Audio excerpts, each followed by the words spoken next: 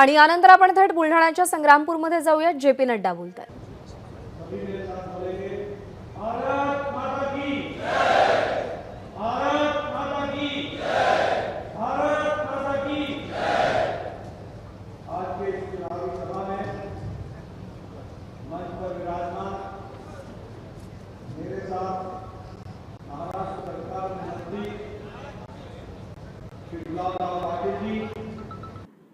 हमारे बहुत ही लोकप्रिय और यशस्वी हमारे प्रत्याशी श्री प्रतापराव जाधव जी, हमारे प्रदेश के उपाध्यक्ष श्री चैन सुख संचेती जी, हमारे जिला के अध्यक्ष श्री सचिन देशमुख जी, हमारे विधायक संजय कुटे जी, हमारे पड़ोस के प्रत्याशी बहन रक्षा खड़से जी, विठल लेखरकार जी, हमारे एमएनएस के प्रदेश उपाध्यक्ष नरहरि गवई जी, जिला के अध्यक्ष आरपीआई के, मंच पर विराजमान सभी वरिष्ठ विधायकगण, सदस्यगण और यहाँ बुल्ढाना में एकत्र आए देवी और सज्जनों, मीडिया के मेरे साथी, प्रिंट मीडिया और इलेक्ट्रॉनिक मीडिया के मेरे साथी, अभी आपने मुझसे पहले सभी वरिष्ठ नेताओं के वक्तव्य सुने और बहुत जोरदार अंदाज में उन्होंने आपके सामने सारी बातें रखी हैं। मैं जब यहां आया हूं तो सबसे पहले तो मुझे इस बात की खुशी है कि मैं ऐसी पवित्र भूमि पर आया हूं, ऐसी वीर भूमि पे आया हूं, जो भूमि हमारे छत्रपति शिवाजी महाराज के नाम से जानी जाती है, जो भूमि हमारे बाबा भीमराव अंबेडकर जी के नाम से जानी जाती है, बाबा साहब भीमराव अंबेडकर जी के नाम से जानी जाती है, और जो भूमि सावित्रीबाई फूले के नाम से जानी जाती है। सबसे पहले तो इस भूमि को मैं नमन करता हूं और आशीर्वाद लेकर के अपनी बात को प्रारंभ करता हूं। मित्रों, अभी संजय कुटे जी ने, हमारे प्रताप राव जी ने और हमारे गुलाब राव जी ने आपके सामने देश की तस्वीर और प्रदेश की तस्वीर खींची है। उन्होंने बहुत तफसील से आपको सारी बातें बताई हैं, पर मैं एक बात जरूर बोलना चाहता हूं कि नरेंद्र मोदी जी जो भारत के यशस्वी प्रधानमंत्री हैं और आप सबके आशीर्वाद से वो तीसरी बार प्रधानमंत्री बनने जा रहे हैं, यह हम सबको मालूम है। इस चुनाव में हमने प्रताप राव का तो चुनाव करना है, हमने रक्षा जी का भी चुनाव करना है, लेकिन हमारे प्रताप राव जी के माध्यम से यह चुनाव मोदी जी के नेतृत्व में भारत को 2024 के बाद 2047 तक विकसित भारत बनाने का संकल्प है, उसका चुनाव है। इसको हमको ध्यान में रखना है। और जब मैं विकसित भारत की बात कहता हूं तो हमें यह ध्यान में रखना चाहिए कि मोदी साहब ने, हमारे प्रधानमंत्री जी ने भारत की राजनीति की परिभाषा बदल दी है। भारत की राजनीति का तौर तरीका बदल दिया है। भारत की राजनीति के चलने का रास्ता बदल दिया है और भारत की राजनीति में जिसे कहा जाए कि एक परिवर्तन लाया है। पहले की राजनीति क्या होती थी? लोगों को चुनाव में अच्छे सब्ज़बाग दिखाओ, अच्छे नारे लगाओ, अच्छे तरीके से लोभ लुभावने वाले वायदे करो और बाद में भूल जाओ, और हो सके तो वोट बैंक की राजनीति करो। इलाके को इलाके से लड़ाओ, जाति को जाति से लड़ाओ, धर्म को धर्म से लड़ाओ, जिस तरीके से भी विभाजित करके वोट को अपने सत्ता पर आने का रास्ता प्रशस्त करो। लेकिन मोदी जी के आने के बाद भारत की राजनीति वोटर के प्रति जिम्मेदारी की राजनीति हो गई। वोट बैंक की राजनीति की जगह पर अकाउंटेबिलिटी की राजनीति हो गई। वोट बैंक की राजनीति की जगह पर रिपोर्ट कार्ड की राजनीति हो गई और वोट बैंक की राजनीति से निकल करके विकासवाद की राजनीति हो गई। विकास के ऊपर हम चल पड़े और इसलिए आज हम कह सकते हैं आप सब लोगों ने एक स्थिर सरकार दी और स्थिर सरकार देने के कारण हम जो बात 1951-52 में कहते थे कि धारा 370 को हटाएंगे, हम धारा 370 को हटा सके। ये क्यों हुआ? क्योंकि आपने मोदी जी के नेतृत्व में 2019 में स्थिर सरकार दी, मजबूत सरकार दी, ताकतवर सरकार दी। इसलिए उनकी मोदी जी की इच्छा शक्ति के कारण और अमित शाह की रणनीति के कारण धारा 370 को हम धाराशाही कर पाए। इस तरीके से हम आगे बढ़ पाए। मित्रों, हम लंबे समय तक कहते थे, सुप्रीम कोर्ट भी कहता था कि ट्रिपल तलाक समाप्त करो, मुस्लिम बहनों के साथ अन्याय हो रहा है, लेकिन किसी में भी राजनीतिक इच्छा शक्ति नहीं थी, राजनीतिक ताकत भी नहीं थी।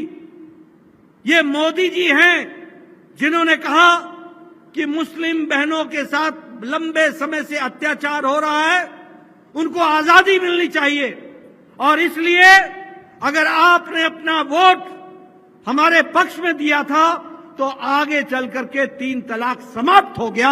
इसको भी हम लोगों ने देखा है और मुस्लिम बहनों को आजादी मिली।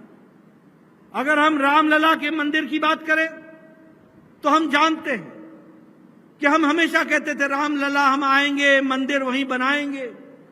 हमारे विरोधी हमारे बारे में कहते थे मंदिर वहीं बनाएंगे पर तिथि नहीं बताएंगे, तारीख नहीं बताएंगे, हमारा उपहास करते थे।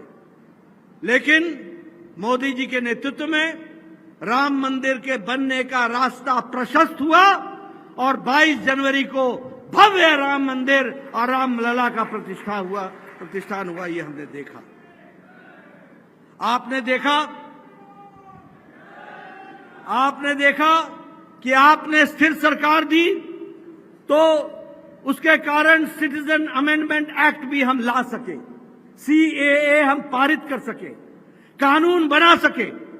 जो हमारे हिंदू भाई बांग्लादेश में, जो हमारे पारसी भाई बांग्लादेश में, जो हमारे क्रिश्चियन भाई बांग्लादेश, पाकिस्तान और हमारे अफगानिस्तान में धार्मिक कारणों से प्रताड़ना हो रही थी और जो भारत आ गए थे, भारत में रह रहे थे, उनको नागरिकता न देने की चाल कांग्रेस पार्टी चला रही थी।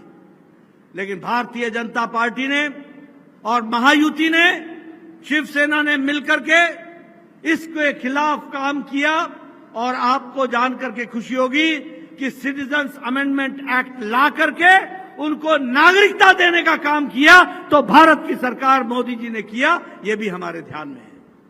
इसलिए स्थिर सरकार आने का जो रास्ता होता है वो हमारे ध्यान में आता है कि किस तरीके से काम होता है।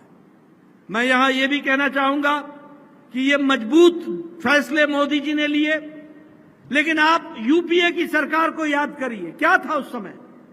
भ्रष्टाचार करो, परिवारवाद बढ़ाओ, मलाई खाओ, मौज उड़ाओ और जनता को भूल जाओ। इस तरीके के राजनीतिक काम को करने का काम चलता था, वो भी हमारे ध्यान में है। आज हम यहां बैठे हैं, अभी मेरे को संजय कुटे जी ने बताया कि नेशनल हाईवे बन रहे हैं। मैं हाईवेज पर तो बाद में आऊंगा, लेकिन मैं सबसे पहले आपको बताना चाहता हूं कि मोदी जी के राज में गांव, गरीब, वंचित, पीड़ित, शोषित, दलित, युवा, महिला, किसान, इनको किसी ने अगर आवाज और ताकत दी तो नरेंद्र मोदी जी की सरकार ने दी। इस बात को भी हमको ध्यान में रखना चाहिए। आप देखिए, मैं सिर्फ कहने के लिए नहीं कह रहा हूं। आप देखिए, ये प्रधानमंत्री गरीब कल्याण अन्न योजना, कभी आपने सोचा था कि भारत की जनता को, 80 करोड़ की जनता को भारत सरकार 5 किलो गेहूं या 5 किलो चावल और 1 किलो दाल हर महीने देगी? और कितनों को देगी? 80 करोड़ को। और आपको जानकर के खुशी होगी कि 90 लाख लोग महाराष्ट्र के हैं और 3.5 लाख लोग वो इस जिले के हैं जिनको प्रधानमंत्री गरीब कल्याण अन्न योजना में अन्न मिल रहा है। इसके कारण क्या हुआ?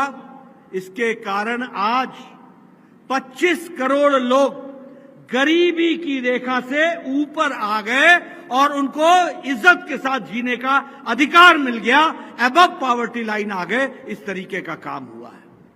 अगर मैं बात करूं, हमारी महिलाएं बहनें बैठी हैं यहां पर, मुझे मालूम नहीं कि आपका गांव से कितना संबंध रहा होगा, लेकिन मैं गांव से आता हूं। मेरी बहनें सुबह 5 बजे उठती थी, जंगलों में जाती थी, लकड़ी काट के लाती थी और लकड़ी काट के ला करके चूल्हा जलाती थी और तब जाकर के घर का खाना बनता था। लेकिन आज 10 करोड़ बहनों को उज्ज्वला गैस का कनेक्शन देकर प्रधानमंत्री मोदी जी ने महिलाओं को आजाद कर दिया और उनको सशक्तिकरण किया, उनको ताकत दी। इसको भी हमको ध्यान में रखना चाहिए। और वो भी मैं बताऊं, आपके जिले में 52 लाख कनेक्शन दिए गए हैं और इस क्षेत्र में 26,000 कनेक्शन दिए गए। महिलाओं को सशक्तिकरण किया गया। जल जीवन मिशन, मुझे बुल्डाना के बारे में की तस्वीर बहुत स्पष्ट नहीं है, लेकिन मैं पहाड़ से आता हूं। मेरे यहां गुलाबराव जी, लोग बहनें 3-3 किलोमीटर पैदल जाती थी, सर पर घैला उठाती थी, पानी लाती थी और तब जाकर के घर का भोजन बनता था। हमसे बोलती थी कि ये कैसा जीवन है, 3 घंटे मेरे पानी लाने में चले जाते हैं। आज मोदी जी ने 11 करोड़ घरों को हर घर नल, हर घर जल, जल का कनेक्शन दिया है। और उसमें भी अगर मैं कहूं तो 75 लाख आपके जिले में गैस, अपने पानी का कनेक्शन दिया गया। इस तरीके से महिलाओं का सशक्तिकरण किया गया। प्रधानमंत्री आवास योजना, आवास देने की बात मैं आपके साथ शेयर करना चाहता हूं, आपके साथ आत्मसात करना चाहता हूं। संचेती जी हमारे पुराने मित्र हैं। मैं 1993 में एमएलए बन गया था, 1993 में। उस समय 1993 में मेरा वीडियो, मैं बार बार सुनाता हूं, मेरा वीडियो मेरे पास आके बोलता था कि नड्डा साहब आप बताओ, आपको इस साल एक पंचायत में 2 इंदिरा आवास योजना के घर मिले हैं, 2, बताओ किसको दूं? मैं हंसते हंसते बोलता था, वीडियो साहब तुम ही रख लो इसको, मैं क्या करूंगा? 100 बीमार, 1 अनार, 1 अनार में काम कैसे चलेगा? आज मोदी साहब ने 4 करोड़ प्रधानमंत्री आवास योजना में पक्के घर बना के दिए, 4 करोड़ घर बना करके दिए। एक पंचायत में 25-30 घर बन रहे, एक पंचायत। और आपको जानकर खुशी होगी कि आप प्रताप राव जी को जिता करके भेजोगे, रक्षा जी को जिता करके भेजोगे, मोदी जी को प्रधानमंत्री बनाओगे और मोदी जी के प्रधानमंत्री बनने के साथ साथ 3 करोड़ घर और बनेंगे। ये भी आपको ध्यान रहना चाहिए आवास योजना में। आप बताइए, आयुष्मान भारत, मैं नहीं जानता कि आप लोगों ने कभी वो स्थिति देखी है कि नहीं, लेकिन यहां बैठे सब लोगों ने देखी होगी। लंबे समय से सब लोग विधायक हैं। आप लोग चिट्ठियां लिखा करते थे, प्रधानमंत्री जी, मुख्यमंत्री जी, मेरे इलाके में फलाना गरीब व्यक्ति को कैंसर हो गया है, उसका हार्ट का ऑपरेशन होना है, उसको वेल्व लगना है, उसमें 2.5 लाख रुपए खर्च होंगे, 1.5 लाख रुपए खर्च होंगे, 2 लाख रुपए खर्च होंगे, कृपया अनुदान देने की अनुशंसा करिए। और मुख्यमंत्री और प्रधानमंत्री जी से हमको अनुशंसा मिलती थी। तब तक वो मरीज जिंदा रहता था, नहीं रहता था, इसका हम इंतजार करते थे और फिर वो जीवन उसको मिल जाए तो बहुत अच्छी बात है।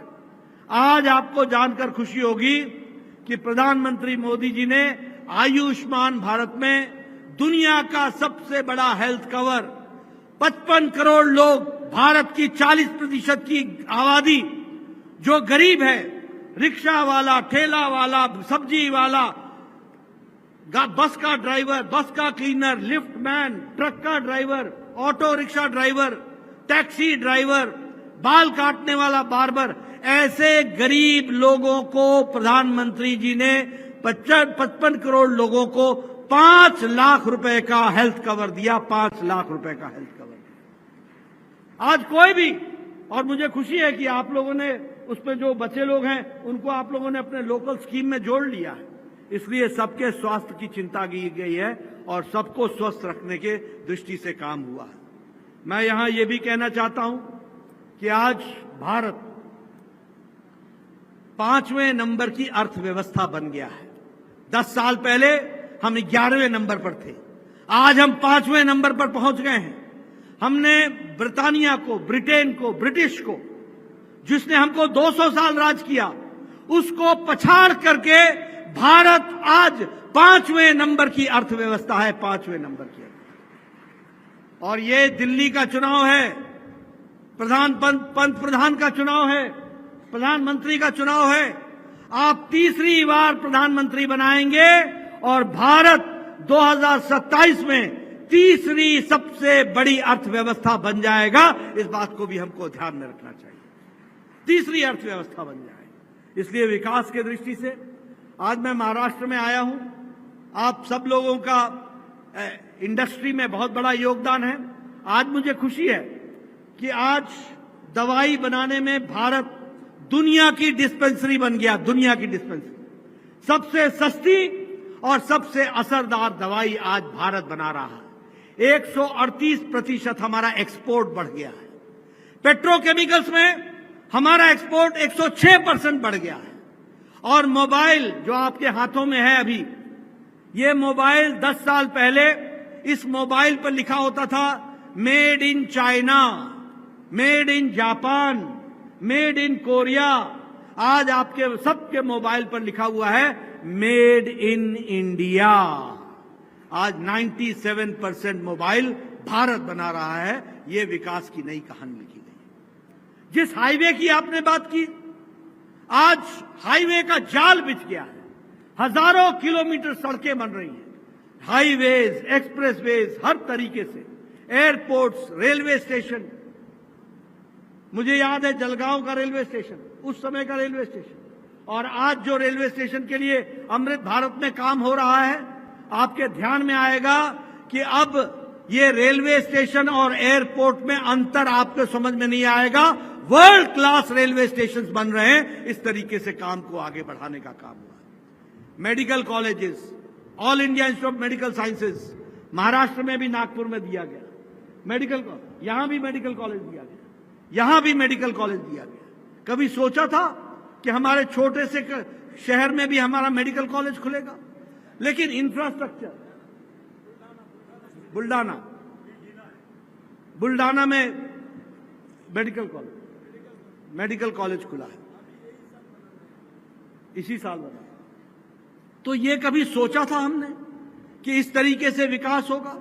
आज विकास की एक कहानी लिखी जा सकती है। विकास के बारे में लंबे तरीके से बताया जा सकता है कि किस तरीके से इंफ्रास्ट्रक्चर में विकास हुआ, किस तरीके से डेवलपमेंट को आप लोगों ने आगे बढ़ाया। और इसी को पूरा करने के साथ साथ मैं ये भी कहना चाहता हूं कि प्रधानमंत्री मोदी जी ने महाराष्ट्र को विशेष करके ध्यान में रखा है। आज आपका टैक्स का पैसा आपको 4 गुना प्रधानमंत्री जी के द्वारा महाराष्ट्र का बढ़ा दिया गया है। ये भी हमको ध्यान में रखना है। ये भी आपकी जानकारी में आना चाहिए कि ग्रांट इन एड 3.5 गुना बढ़ा दिया गया है। और जब मैं नेशनल हाईवेज की कंस्ट्रक्शन की बात बता रहा था तो 13,000 किलोमीटर की सड़कें यहां पर बनी हैं। 6 वंदे भारत ट्रेन चल रही हैं। अटल सेतु में 18,000 करोड़ रुपए खर्च हुए हैं। और उसी तरीके से सूरत से नासिक तक, अहमदाबाद, सोलापुर, इसका इंप्लीमेंटेशन हो रहा है, सड़क का, कॉरिडोर का। और इसी तरीके से मेट्रो सर्विसेज को भी आगे बढ़ाने का काम किया गया है। मित्रों, विकास की नई नई कहानी लिखने का काम प्रधानमंत्री जी ने किया है। और मैं यहां पर जब आया हूं तो मैं प्रताप राव जी के बारे में भी बोलना चाहूंगा। प्रताप राव जी ने विकास के लिए सामाजिक स्तर पर हर दृष्टि से काम किया है। आपके विकास के लिए दिन रात जुटे रहे हैं और इसके साथ साथ यहां का आर्थिक विकास हो, इसके लिए भी पूरी ताकत लगाई है। और इसलिए मैं आपसे निवेदन करने आया हूं कि आप 26 तारीख को तीर के निशान पर महायुति के कैंडिडेट प्रताप राव जाधव जी को फिर से चुनाव जिता करके भेजें, ये आपसे मैं निवेदन करने आया हूं। मैं इसके साथ साथ ये भी आपको बताना चाहता हूं, एक तरफ आपको विकास की कहानी मैंने प्रधानमंत्री मोदी जी की बताई, एक तरफ आपको राजनीति का परिवर्तन मैंने आपको बताया, लेकिन हमारा विपक्ष किसके साथ है, हमारा विपक्ष कौन है, वो भी आपको जानना चाहिए। एक तरफ प्रधानमंत्री मोदी जी हैं जो विकास और विकास के साथ देश को आगे ले जाने के लिए लगे हैं, दूसरी ओर ये जो महाअघाड़ी गठबंधन है, ये जो इंडी अलायंस है, ये जो घमंडिया अलायंस है, ये अलायंस दो बातों का है, ये गठबंधन दो बातों का है। एक गठबंधन है परिवार बचाओ, परिवार को बचाना, परिवार की राजनीति करना, दूसरा भ्रष्टाचारियों को बचाओ। एक तरफ मोदी जी हैं जो बोलते हैं कि भ्रष्टाचार हटाओ, और वो कहते हैं लाल किले से कि मैं भ्रष्टाचार के खिलाफ मुहिम चलाऊंगा और भ्रष्टाचारियों को कानून के हवाले करके जेल में डालूंगा, ये मोदी जी कहते हैं। और दूसरी ओर इंडी अलायंस इन सब भ्रष्टाचारियों को बचाने का काम चला रहा है। आप बताइए, भ्रष्टाचार मिटाना है ना? जरा जोर से बोलिए, भ्रष्टाचार मिटाना है ना? भ्रष्टाचार हटाना है ना? और वो बोलते हैं भ्रष्टाचारियों को बचाना है। मैं आपको बताता हूं, आप बताइए, ये कोयला घोटाला कांग्रेस ने किया था कि नहीं किया था? जरा जोर से बोलो भाई, कोयला घोटाला किया था कि नहीं किया था? आप बताइए, पनडुब्बी घोटाला किया था कि नहीं किया था? आप बताइए, ऑगस्टा वेस्टलैंड का घोटाला किया था कि नहीं किया था? आप बताइए, 2G 3G का घोटाला किया था कि नहीं किया था? आप बताइए, कॉमनवेल्थ गेम्स का घोटाला किया था कि नहीं किया था? आप बताइए, ये अखिलेश मतलब समाजवादी पार्टी, इसने गोमती रिवर फ्रंट का घोटाला किया कि नहीं किया? लैपटॉप का घोटाला किया कि नहीं किया? फूड ग्रेन का घोटाला किया कि नहीं किया? आप बताइए, लालू और लालू के सारे परिवार ने चारा घोटाला किया कि नहीं किया? आप बताइए, लालू के परिवार ने जमीन के बदले नौकरी का घोटाला किया कि नहीं किया?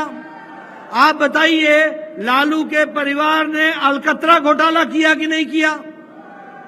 आप बताइए, ये जो डीएमके के नेता हैं, ये इन लोगों ने घोटाला किया कि नहीं किया, बालू का घोटाला? आप बताइए, स्टालिन की आमदनी 1.34 करोड़ लाख रुपए है कि नहीं है? है कि नहीं है? आप बताइए, ये टीएमसी के नेताओं ने और टीएमसी के मंत्रियों ने ये टीचर भर्ती का घोटाला किया कि नहीं किया? आप देखिए, ये सब घोटालेबाज, ये सब एक साथ इकट्ठे आए हैं। आप देखिए, मैं आपसे पूछता हूं, राहुल गांधी बेल पर है कि नहीं है? बताओ भैया, राहुल गांधी बेल पर है कि नहीं है? आप बताओ, सोनिया गांधी जी बेल पर है कि नहीं है? आप बताइए, पी चिदम्बरम बेल पर है कि नहीं है? आप बताइए, ये कार्तिक चिदम्बरम बेल पर है कि नहीं है? आप बताइए, आजम खान बेल पर है कि नहीं है? आप बताइए, ये हमारे ये टीएमसी के नेता बेल पर है कि नहीं है? डीएमके के नेता बेल पर है कि नहीं है? ये सब बेल पर हैं। या तो आप बताइए, ये मनीष सिसोदिया जेल में है कि नहीं है? अरविंद केजरीवाल जेल में है कि नहीं है? सतेंद्र जैन जेल में है कि नहीं है? आजम खान जेल में है कि नहीं है? ये या तो जेल में है या बेल पर है। ये सारे भ्रष्टाचारी एक साथ एकत्र आए और ये सब परिवार की पार्टियां हैं। और हम सब लोग साधारण घरों से आए हुए लोग आज राजनीति में आए हुए हैं और आपके आशीर्वाद से आपकी सेवा करते हुए, देश की सेवा करते हुए आगे बढ़ रहे हैं। इस बात को हमको ध्यान में रखना चाहिए और इसीलिए मैं निवेदन करना चाहता हूं, आपको परिवार की पार्टी का भारत का नक्शा दिखा दूं। बताओ, फारूक अब्दुल्ला परिवार की पार्टी है कि नहीं है? फारूक अब्दुल्ला, उमर अब्दुल्ला परिवार की पार्टी है कि नहीं है? महबूबा मुफ्ती परिवार की पार्टी है कि नहीं है? सुखबीर बादल परिवार की पार्टी है कि नहीं है? चौटाला परिवार की पार्टी है कि नहीं है? समाजवादी पार्टी अखिलेश डिंपल परिवार की पार्टी है कि नहीं है? लालू, राबड़ी, तेजस्वी, तेजप्रताप परिवार की पार्टी है कि नहीं है? आप बताओ, ममता, अभिषेक परिवार की पार्टी है कि नहीं है? आप बताओ, केसीआर, कविता, केटीआर परिवार की पार्टी है कि नहीं है? करुणानिधि, उदयनिधि, स्टालिन परिवार की पार्टी है कि नहीं है? आप बताइए, शरद पवार, सुप्रिया सुले परिवार की पार्टी है कि नहीं है? आप बताइए, उद्धव ठाकरे, आदित्य ठाकरे परिवार की पार्टी बन गई कि नहीं? ये सारी परिवार की पार्टियां परिवार के लिए बचाने में लगी हैं। मैं मेरा बेटा, बाकी सबकी छुट्टी, बाकी सब रहो जहां है। मित्रों, ये लड़ाई मोदी जी के नेतृत्व में भारत के विकास की लड़ाई है। ये लड़ाई भारत को आगे ले जाने की लड़ाई है। और दूसरी ओर वो गठबंधन है, वो घमंडिया गठबंधन है जो भ्रष्टाचार से पूरी तरीके से लिप्त है और परिवार को बचाने में लगा हुआ है। इसलिए आपको तय करना है और मेरे को पूरा विश्वास है कि यहां की जनता, बुल्डाना की जनता, सब लोग मिलकर के तीर का ध्यान रखेंगे और प्रताप राव यादव जी को चुनाव जिता करके भेजेंगे और फिर से मोदी जी को तीसरी बार प्रधानमंत्री बनाकर भारत को आगे ले जाएंगे। इन्हीं शब्दों के लिए बहुत बहुत धन्यवाद। एबीपी माझा, उघडा डोळे बघा नीट।